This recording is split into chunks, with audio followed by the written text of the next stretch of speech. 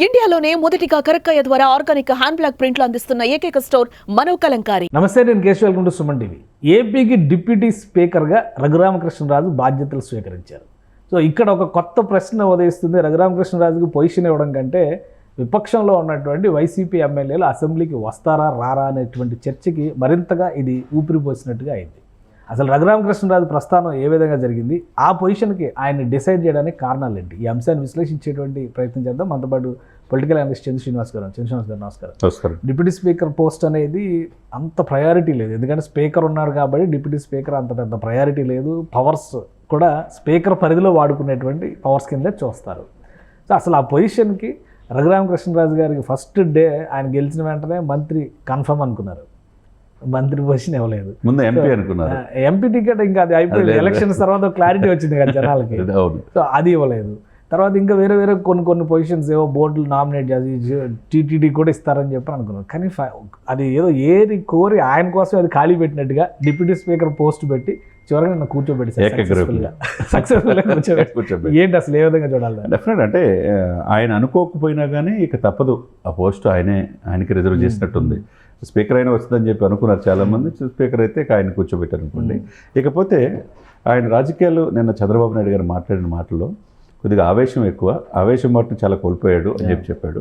కానీ అతను ఒక విలువలతో నిబద్ధతతో ఒక పారిశ్రామికవేత్త ఎదగటమే కాకుండా రాజకీయంగా రచ్చబండ ద్వారా ప్రజలందరినీ మెప్పించాడు, తను ప్రూవ్ చేసుకున్నాడు అన్నాడు. అంటే స్వపక్షంలో విపక్షంలాగా 4 సంవత్సరాలు 100 కోట్ల అధిపతి అయిన కేశవ్ గారు తన సొంత నియోజకవర్గం వెళ్ళటానికి కూడా భయపడే పరిస్థితి అంటే 4 ఏళ్ళు అంటే ఇదాన్ని బట్టి మనం చూడొచ్చు. అదంతా గుండెల్లో దాచుకున్నాడు.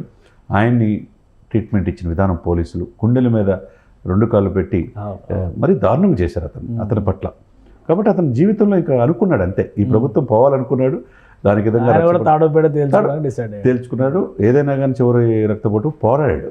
అంటే వైసీపీ పోరాటానికి కారణం కాబట్టి ఇప్పుడు విజయ గాథలు చెప్తున్నా. ఓడిపోయి ఉంటే వీరమరణం అని చెప్పా. అది ఓడిపోతే పరిస్థితి అదే. గెలిచిన తర్వాత పొజిషన్ అనేది కదా ఇక్కడ డెఫినెట్గా.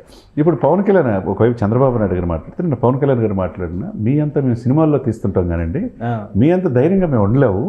అది ధైర్యంగా నిజంగా పోరాడారు. అది గెలిపోవటం పక్కన పెట్టేసి మీరు పోరాడిన ఇది మిమ్మల్ని దెబ్బలు తిని ఇంత దీన్ని నిజంగా మీరు హ్యాట్సాప్ అన్నాడంటే, అంటే సినిమాల్లో పవన్ కళ్యాణ్ యాక్షన్కి అందరూ హ్యాట్సాప్ అంటారు, చివరికి డిప్యూటీ స్పీకర్కి హ్యాట్సాప్ అన్నాడు. అంటే దాన్ని బట్టి అతను సమకాలీన రాజకీయాల్లో అనేక ఒడిదుడుకులు, అనేక ఇది సంపాదించింది ఏం లేదు. ఆయన సిరీస్ రాజు ఆ ఫ్యామిలీ కాడి నుంచి వచ్చిన తర్వాత పరిశ్రమలు పెట్టాడు, దేశవ్యాప్తంగా వ్యాపార సామ్రాజ్యం విస్తరించాడు. రాజశేఖర రెడ్డి గారికి వేరే విధేయుడిగా ఒకప్పుడు ఉన్నాడు. ఆ తర్వాత అందరూ వాళ్ళ ఫ్యామిలీతో సన్ని సంబంధాలు ఉన్నాయి కాబట్టి అతను వాళ్ళ కుమారుడితో విభేదించి రాజకీయంగా ఏదైనా తేల్చుకోవాలని నిర్ణయించుకున్నాడు. ఆనాటి నుంచి ఈనాటి వరకు నన్ను లేపేయాలనుకున్న పలు సందర్భాలు చెప్పిన ఆ వ్యక్తి ఎప్పుడు కూడా తరచూ మీడియాలో ఉన్నాడు.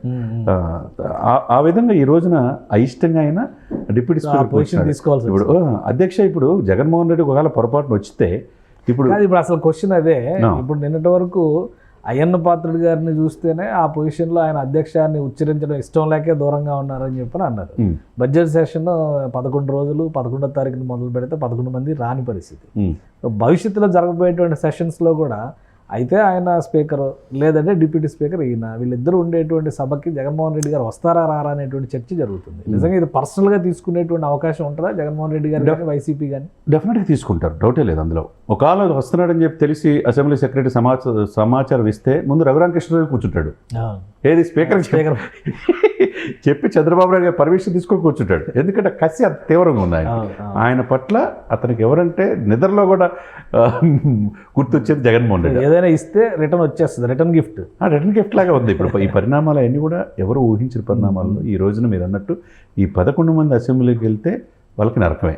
అది మాత్రం ఇవన్నీ ఒక ఆస్పెక్ట్ పక్కన పెట్టేసి చూస్తే సభాధ్యక్ష స్థానం అనేది నిష్పక్షపాతంగా ఉండాల్సినటువంటి అంశం. సో ఈ విషయంలో ఆ ఎథిక్స్ని, గతంలో ఉన్నటువంటి గౌరవ మర్యాదల్ని కాపాడే విధంగా అటు అయ్యన్న పాత్రుడు గారు కానీ ఇటు రఘురామకృష్ణరాజు గారు కానీ వ్యవహరిస్తారా? ఈ వ్యక్తిగతమైనటువంటి అంశాలను దృష్టిలో పెట్టుకొని మళ్ళీ విపక్షాన్ని అవమానపరుస్తున్నారా అనేటువంటి ఇమేజ్ని తెచ్చుకునే ప్రమాదం ఏమైనా ఉంటుందా? తెచ్చుకోరు. ఇంకా ఈ వయసులో ఇంకేం తెచ్చుకునేదే ఉంది. దీని అన్నిటికీ కారణం చంద్రబాబు చాణక్యతనే మనం అనుకోవాలి. ఇద్దరు హేమాహేమి తెలివిగా ఇద్దరిని కూర్చోబెట్టడం అనేది అది ఆయన రాజనీతికి నిదర్శనం.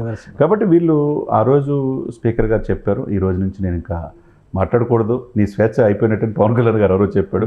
ఈ రచ్చబండదారు ఇష్టం వచ్చినట్టు మాట్లాడతారు, భావ ప్రకటన స్వేచ్ఛ ఉండదు. యాజ్ ఏ అసెంబ్లీ రూల్ ప్రకారం గౌరవప్రదంగా ప్రోటోకాల్స్ అన్ని పాటించాలి, ప్రోటోకాల్ పాటించాల్సిందే. ఇక ఆయన కూడా అన్నాడు కదా, ఈ 4కి ఈ రోజు నుంచే కట్ అయిపోయింది, కాలం వేశారు అని చెప్పాడు. కాబట్టి ఇక హోందాగా వ్యవహరిస్తారు. ఆయన చేయాల్సిందంతా చేశాడు. ఇప్పుడు హోందాగా అసెంబ్లీ సమావేశాలు తగ్గట్టుగా ఆ స్పీకర్, డిప్యూటీ స్పీకర్కు ఉన్న ఏదైతే పవర్స్ ఉన్నాయో దాని ప్రకారం ఆ సమయాన్ని పాటిస్తా ఆ భాష, ఆ డిక్షన్, ఆ ఉచ్చారణలో చాలా మార్పులు మనం చూడాల్సి వస్తుంది. ఆయన కూడా చాలా కష్టపడాల్సి వస్తుంది. ఇద్దరు ఆవేశపరులే. అయ్యన్న పాత్రుడు గారు కూడా ఆయన బయట ప్రెస్ మీట్లు పెట్టేప్పుడు కానీ ఆయన దుడుకు వ్యాఖ్యానాలు కానీ చాలా చూసాం. ఆయన తీసుకెళ్లి స్పీకర్ స్థానంలో కూర్చోబెట్టారు. రఘురామకృష్ణరాజు గారు కూడా దాదాపు ఆయన ఉత్తరాంధ్ర స్టైల్లో ఆయన గోదావరి ఈయన వాయించేస్తారు. సో ఈయన తీసుకెళ్ళి అక్కడ కూర్చోబెట్టారు. రాబోయే రోజుల్లో అసెంబ్లీ అయితే రంజుగా ఉంటుంది, రంజుగా రసవత్తరంగా ఉంటుంది. అంటే ఆహ్లాదకరంగా ఉండాలి, చక్కగా సభ్యులు నవ్వులు విరజలాలి, ఇష్టం వచ్చినట్టు దాడులు చేసుకోవడం కాదు, సామరస్యంగా ఉండాలనేది అది పవన్ కళ్యాణ్ గారైనా చంద్రబాబు గారన్నా కోరుకునేది. రైట్.